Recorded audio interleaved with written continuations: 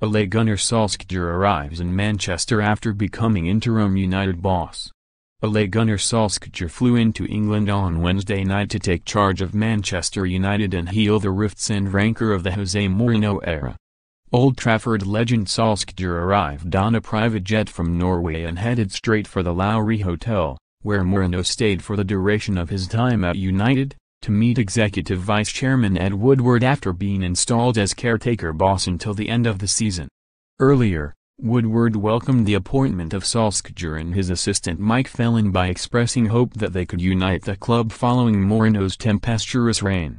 Ole is a club legend with huge experience, both on the pitch and in coaching roles, said Woodward.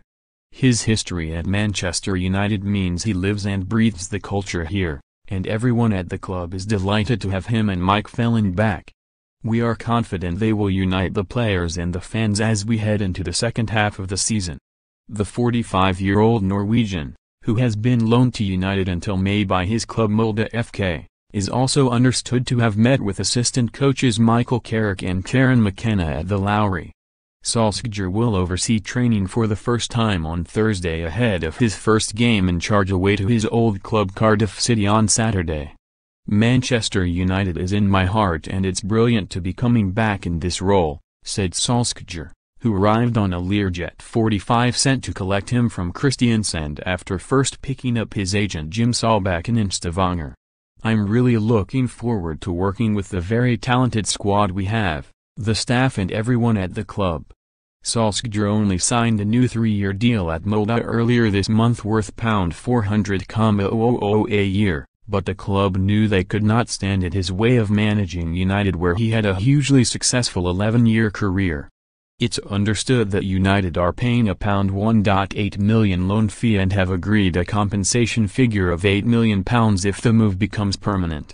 Even though Solskjaer has not been ruled out contention for the job in the long term, however, United's #1 target next summer remains Tottenham boss Mauricio Pochettino. Molde's managing director Øystein Neerland revealed that Woodward first made an approach on Tuesday morning after sacking Mourinho in a face-to-face meeting at Carrington. It has come abruptly to all of us, including Ole, said Neerland. We as a club have mixed feelings about this. We have a good project but we cannot stand in the way of such an opportunity. It is quite special that such a big club wants our coach. We wanted to have Ole Gunnar here and we will get it from May. But when Manchester United calls and wants to borrow our manager, we try to solve it. We have no clause but we have an understanding if such things appear. We think we have solved this in a good way. We don't want to comment on the size of compensation, but we think it's fair compensation. Before taking coaching for a second day with McKenna, Carrick held a 9 a.m. meeting for 20 of United's first-team staff at Carrington. It included Richard Hawkins, the head of human performance, who was largely sidelined by Mourinho but will now return to the fold.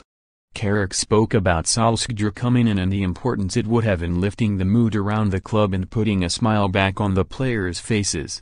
The United hierarchy have resigned themselves to the fact that it may be another barren season at Old Trafford, but hope that Solskjaer will restore some of the structure at the club. He is expected to have a say in any January transfer deals. The players, many of whom were said to have discussed the prospect of Pochettino being the new manager next season, left the training ground at 2 p.m. Although Solskjaer has yet to meet the squad, the mood in camp has already improved since Mourinho was axed on Tuesday after overseeing United's worst start to the season in 28 years. The 55-year-old Portuguese coach insisted on Wednesday that he will move on and find another job in football following his dismissal. Manchester United has a future without me and I have a future without United, said Mourinho close to his London home. Why should I be sharing more now? Even with the supporters, any of my feelings. It's over. That's the way I've always been. I've been critical of managers that speak about what's happened and who is to blame. That's not me. I just want to finish like it happened yesterday and I'd like to say it's game over. Until I get back to football I think I have my right to live my life like I do now. That's what I want to do. Manchester United is past. Mourinho was equally diplomatic in an official statement released on Wednesday. It read, "I have been immensely proud to wear the badge of Manchester United since the first day I arrived, and I believe all United supporters recognise this. Just as was the case with my previous clubs, I have worked with some wonderful people and I believe that some will be my friends for life. I know that you are all aware of my professional principles. Each time a chapter is closed I show my deepest respect and I don't make any comments about my former colleagues."